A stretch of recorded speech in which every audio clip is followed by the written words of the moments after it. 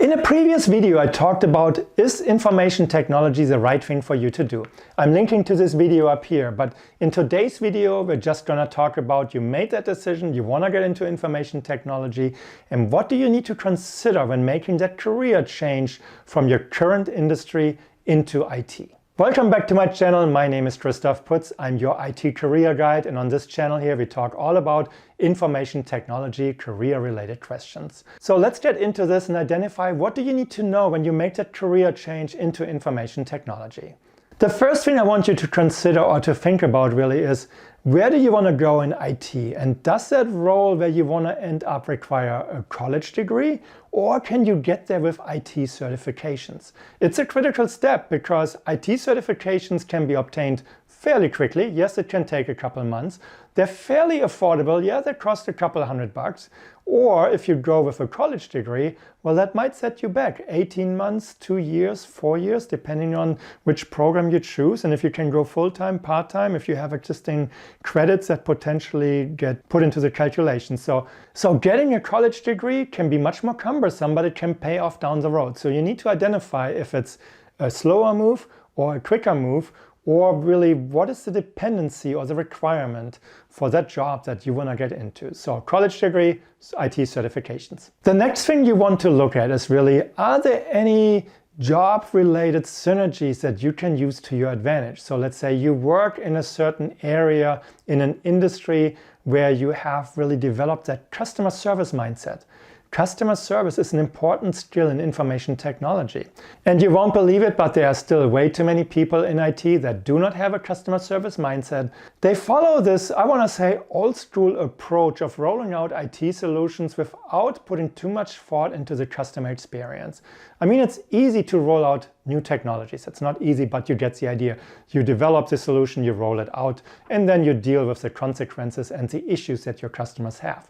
A customer service mindset helps you to put the time in before, so when you roll out that solution, that there is minimal impact to your users or customers, and that really there is great training and it's just very low impact. So that's where a great customer service mindset can really help you to make a difference.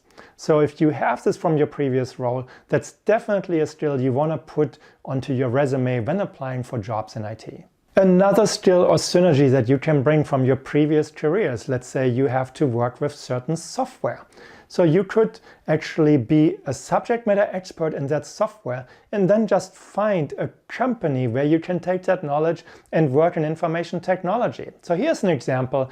I had a project manager working for me, and we were working with ServiceNow, and he was really good and happy working with the ServiceNow application, and he liked it so much he's now working at ServiceNow. So he made that migration over to move from the pharmaceutical industry into the IT industry, and is now working at ServiceNow. So there are great ways to get into IT by having certain software knowledge that can make a difference and opens the door. You can learn other pieces, but having already that subject matter expert knowledge, that is a critical skill and that can open the door. The same applies to education in a certain way. So education can make another big difference. So if you have certain education that qualifies you for an industry or for certain areas of expertise, well, that might open the door if you want to get into IT, because in information technology, there are quite a few people that have to have that specialized knowledge and then just pick up the technology pieces on top of it. So you could be dealing with the software pieces that then relate to that expert knowledge in, let's say, some medical or healthcare or financial industry area and make that difference. So that's another way to get into information technology, and where you can have these synergies help you to make that step. So you also need to look at the roles and really identify, is that an easy one to get into or a difficult one? How high or how low is the barrier of entry? And if you look at information technology, it's almost like a pyramid or a triangle in certain ways. At the bottom, down here, there are plenty of jobs, and so let's say that could be the help desk. There are so many help desk roles, and every company has more help desk personnel than the subject matter experts that are a little higher up in the food chain, that are higher up in the pyramid.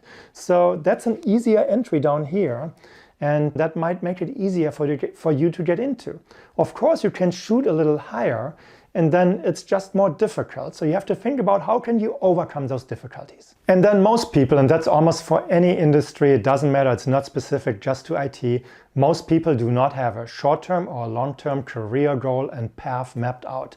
They just go and enter an industry and they just drift in a certain way. And I always need to ask the question, how do you know you get there if you don't know where you're going? Meaning, if you don't know what your goal is, you cannot find the best path getting there. You might just make lots of turns before you get there and make it really complicated. So hopefully you get the idea. It's like map out your short-term career goals, map out your long-term goals, and do not hesitate to change those along the way. There's nothing wrong with making suddenly a drift here. So where you go from networking into information security. So there are easy ways to transfer, and you should be okay with making that decision. Just adjust your goal where you want to go to. That's a critical piece. And then last but not least, for one, I have to say I'm glad you're here and I want to hear from you, because networking, talking to other people, too many people forget actually to do their research and trying to really talk to somebody in the industry and ask questions. So network with people in that industry. And so for you, this means here, please leave a comment down below with your questions. I can make more videos about it, but also go online or go to meetups, talk to vendors, and try to find people that work in this industry and ask them certain questions. So how is it working at a help desk really? Is it stressful or is it not? Do you enjoy it or not? Or what do you enjoy and what do you don't enjoy?